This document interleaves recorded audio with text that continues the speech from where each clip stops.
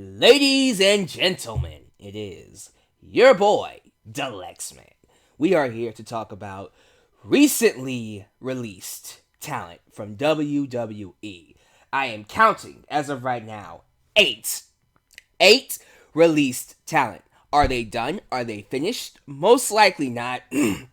But I'm making this video with the eight I have right now. If more come out tomorrow or at a later time, I might come up here and make another video talking about those releases. But I am only going to talk about the following wrestlers. Those wrestlers are Wade Barrett, Santino Marella, Cameron, Hornswoggle, aka the little bastard, Alyx Riley, El Torito, Zeb Colter, aka Dirty Dutch Mantel, and one that really hurts me, Damien Sandow. Dumbasses. No, that was actually a real cough. But yeah, I'm gonna have a long rant about that one. So let's go in order, based off of how I set them on this list. Let's start off with Wade Barrett. Now, Wade Barrett hurts. Wade Barrett had so much potential to be a top talent in WWE. I can remember when he debuted in 2010 on NXT. He had all the tools, man. He had the charisma, he had the microphone skills, he had the look. I thought to myself, oh, they are going to push him to the moon. Multiple time world champion, definitely. And he never got it. He never, ever got it. And it's not that he didn't have the it factor. It's just the company never really gave it to him. And it's not from them not being interested. I think WWE wanted to make him a top name. I think they had all intentions of Wade Barrett being a main event player. They gave him Nexus. They gave him the Core. They gave him IC championship runs. They gave him feuds with John Cena and Randy Orton and top names. They tried everything with him. He's gone through gimmicks. Multiple gimmicks. The Nexus is one.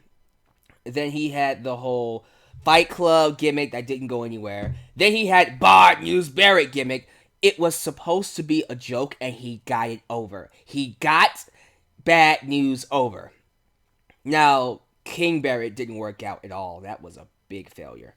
But they tried really hard. I just think Wade Barrett came in at a horrible time in WWE. Wade Barrett, if he was working with a company that had better writing, that had, more interest in his character and booking him the right way, I think he really could have been a big star for WWE. I could see him being big in Lucha Underground, in NXT, and old school WWF, late Attitude Era WWE. I just kind of feel like he just really wasn't given the right stuff to work with, in terms of feuds, in terms of storylines, in terms of all of that. He just never became the star that we knew he could be, and WWE wanted him to be. That's unfortunate. We can say that it's WWE's fault. We can say it's his fault. Maybe it is his fault, because he did get hurt a lot. Wade Barrett's main problem, in my personal opinion, is the fact that he got injured so many times. When they wanted to push him, when they started to push him, he always seemed to get hurt. So maybe they just gave up. He's too injury prone. And that sucks. So, I wish him the best, man. Hopefully he ends up in a promotion that will use him the right way. And if he leaves wrestling, whatever he decides to do, I hope he is successful at it. Now, Santino Marella. First off, Santino, I thought, retired. I don't even know how he got his job back, but, well, no, I do remember him getting a job back, but I don't know what for. Yeah, that's kind of weird. Regardless, he was funny in 2007 and 2008. Those 2 years, Santino Marella was a huge part of why I watched WWE. I watched him every single week. This man was funny, hilarious. After about 2009, he was alright. And then 2011 hit, and then the birth of the Cobra came around, and I was just like, fuck this guy, fuck this guy, fuck this guy. Hated him. Hated him ever since. Hated his stupid segments with the Raw guest hosts, and then the stupid segments with Hornswoggle, and the stupid matches he had with Heath Slater, the Snake Charmer match with him, Heath Slater, Great Khali, and the other guy that got released. I don't even remember his name. It was so bad. It was so bad. Everything he was involved in was terrible. So, him being released, honestly, is a relief, because I don't have to deal with any more crappy TV with him involved. At least from him, you know. After him is Cameron.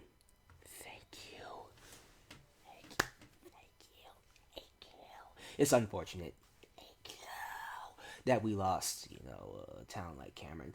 But yes.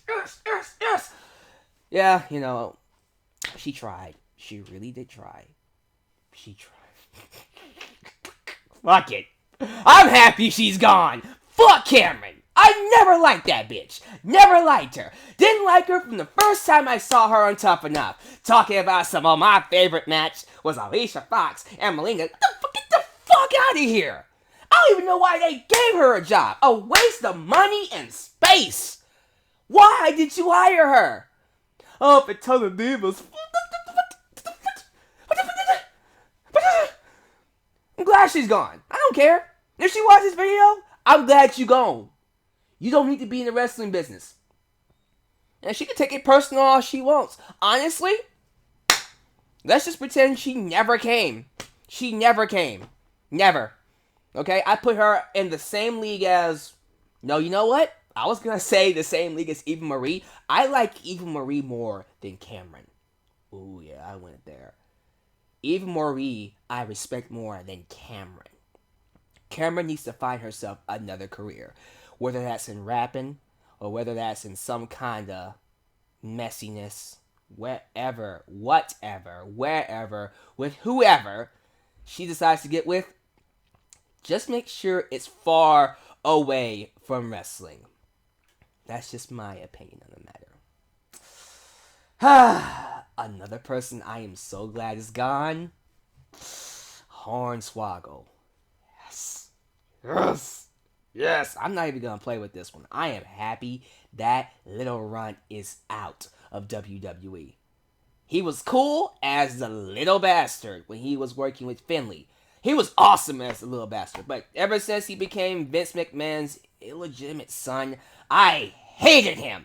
I hated his Cruiserweight Championship run. I hated his stunt with DX. I hated his stuff as, oh my god, the anonymous GM of Raw. I hated it. Motherfucker walked around in a goddamn diaper. I'm not joking you. That is not a joke. He walked around in a goddamn diaper. It was bad. Terrible. I don't understand why they hired this man. Oh, it's for the kids. The kids thought he was stupid. Guarantee you. The kids thought this was stupid. The talent itself, the guy playing Hornswoggle, I had no gripes against. It's just, he was just involved in some terrible TV. And I'm so glad he's gone, because I don't ever met that Chris Jericho ever want to see his face again. He was bad. Bad for WWE. Glad he's gone. Hallelujah. El Torito. Didn't care. I hated that Los Matadores gimmick anyways. So I'm glad he gone too. Freaking bull. He's a goddamn bull. He's a goddamn bull. Who wants to watch a wrestling show with a goddamn bull? I know the talent behind El Torito was a legend, I think. People tell me he was a legend in Mexico, or he was very popular. I don't know what the fuck. I don't know who he was, but people tell me he was good. I don't care. I don't care. I don't care. I don't. Maybe he'll be good in Lucha Underground. But El Torito was terrible. And then we got Alex Riley. I liked him in NXT. I liked him as Mrs. Talker. His manager, his backup support, his hype man. I liked him as that guy. And I liked him as a color commentator. I wish he would have stayed as a color commentator. Maybe he still have a job. But nope. I want to get back inside the ring. Alex Riley's claim to fame is that babyface turn he had on The Miz that went nowhere. He might tell you different, but it went nowhere. Sorry, Alex. I don't know. It might be the same scenario as Wade Barrett, maybe under a better WWE with better writing and better storylines. He could have, most likely would have been better off. Maybe a better career, prominent spots. Maybe he would be a world champion. I don't know though. I just kind of feel like I just think Alex Riley was just destined to fail. He was not meant to succeed in WWE. Wrong place, wrong time. Sorry, Alex. Maybe wherever else you do, you'll be more successful, but WWE was not for you, man. It really wasn't. Zeb Colter, Dirty Dutch Mantel. What else was there for him to do? They could have stuck with him. They could have stuck him with someone else, maybe. But who? I loved Real Americans. I thought the stuff with him, with Jack Swagger and Cesaro was fabulous. We the people. But after that, he did not work with anybody. They put him with Alberto Del Rio, and it went nowhere. They couldn't find one good reason to keep those two together. So, yeah, man. Sorry, Zeb. You're still a legend in my book. Dirty Dutch Mantel? Absolutely. I don't know why they didn't keep him on as a creative writer. Hello? You could use some more of those. Seriously. That reminds me. I don't think Jack Swagger is staying around very long either. I think that guy is on his way out the door. If you were to ask me which three guys I think are on their way out, I would say Jack Swagger, Adam Rose, and Ryback. I'll get to those three after I talk about this man, because I am livid. There was one release that really made me angry. That release was Damien Sandow.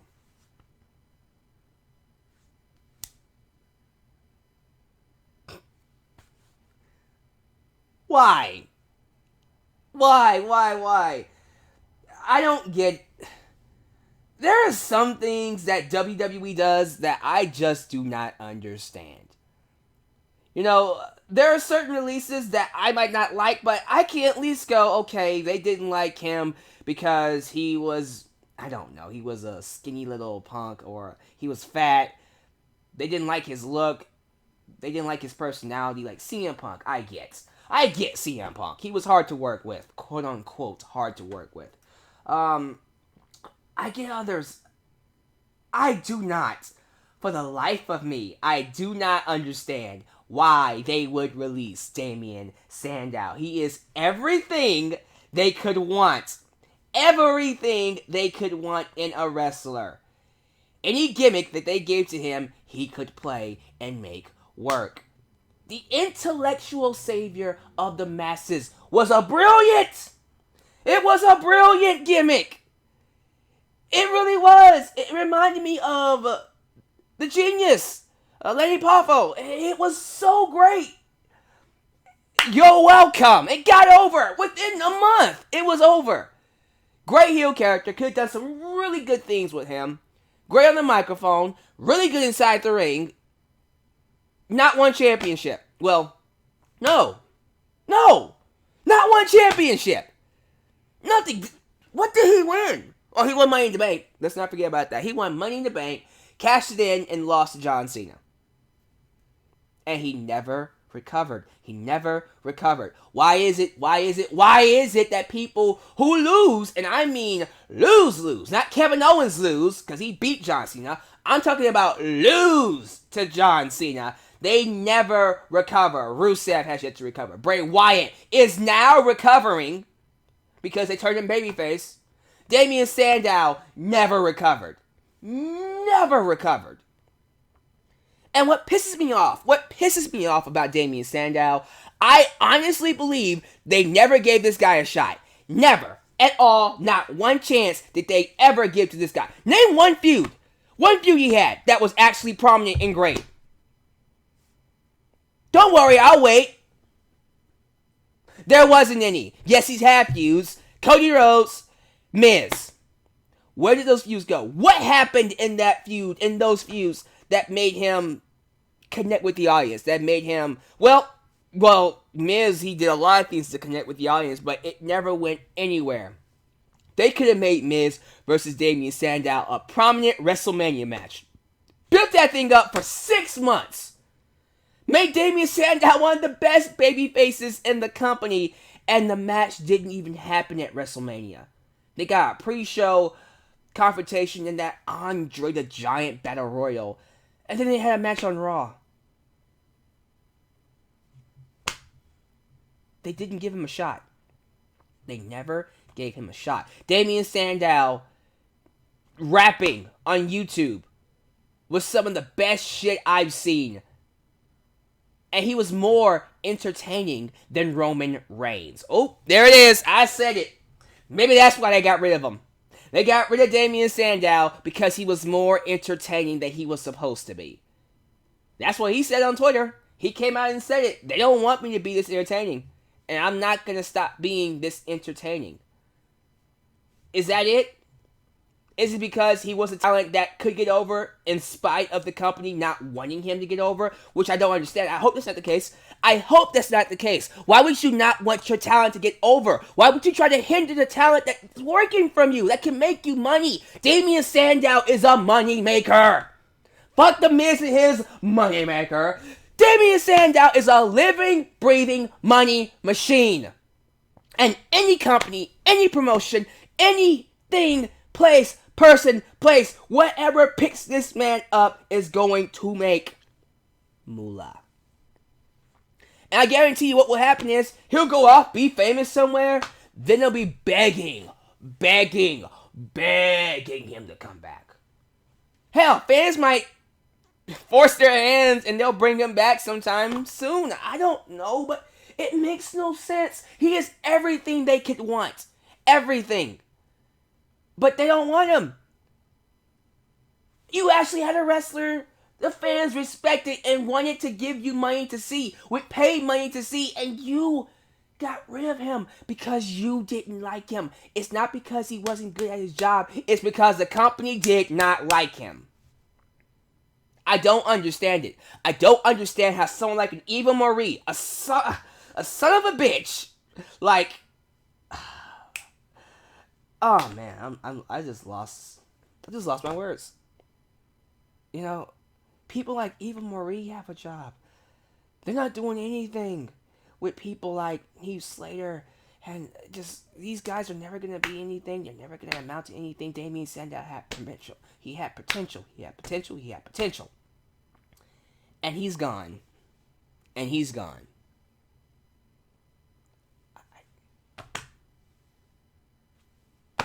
Bad move. Bad move. Will they change their mind? I have no idea. I think he's done. And I think even if they did change their mind, they would have to do something drastic to bring him back. They would have to promise him not only a shot at the World Championship, a run with the World Championship. Because I think he's done. They completely screwed him over. That was a terrible decision. Terrible decision. The fuck? We're going to keep Big Show around. We're going to keep Mark Henry around. But we'll get rid of Damien Sandow. I don't agree with that at all. So that's my rant. And that's my thoughts on the 8 release. Like I said before, the ones I think will be released, Ryback, Adam Rose, Jack Swagger. Jack Swagger because he really, really has nothing else for him to do. Zeb Colter was the only thing that made him interesting, and he's gone. Sorry, Jack, you're out of here. Just don't let the door hit you on the way out. We the people. Adam Rose recently suspended for violating drug policy. Has been posting doctor notes of his doctor telling WWE that they wrongfully suspended him. The test was wrong, and he apparently was, I think he was suspended because he had some painkillers that was prescribed to him by his doctor or some stuff like that. I don't know. Whatever the case is, I do think he needs to be quiet. I do think he needs to just take his suspension like a man. Just take it, man. If you try to tell the WWE that you're wrong, that they're wrong, well, if you try telling them that you're wrong, maybe they'll keep you. But if you try telling them that they're wrong, they're probably not going to like that. I can tell them that they're wrong because I don't work for them. You work for them, and you have a kid, and you have a wife. So be careful. Just saying, man.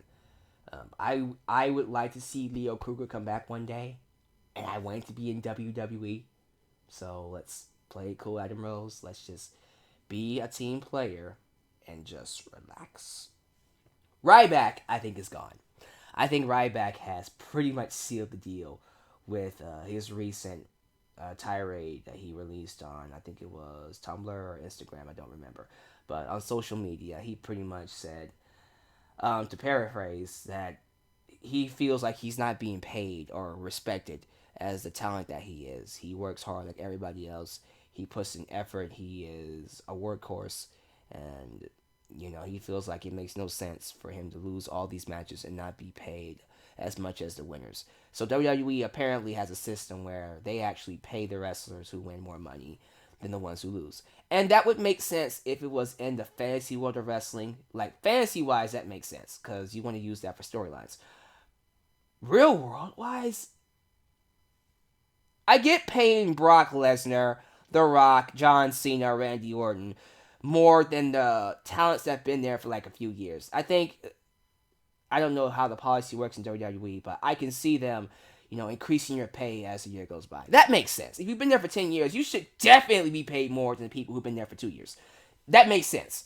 But if you're wrestling someone that is in the tenure that you've been there, and you get paid less than them because you were booked to lose, that makes no sense. I am with him on that. I respect him on that, and I'm not going to, really give him any hell over that. I respect him. I understand that.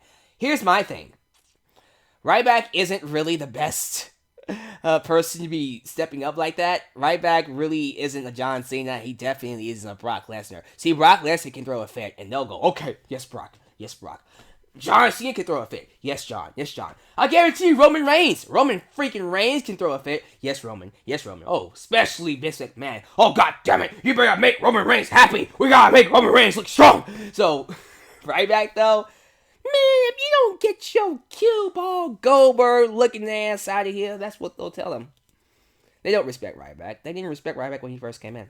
Ryback, to me, and this is how I really feel, they were never really going to treat him special.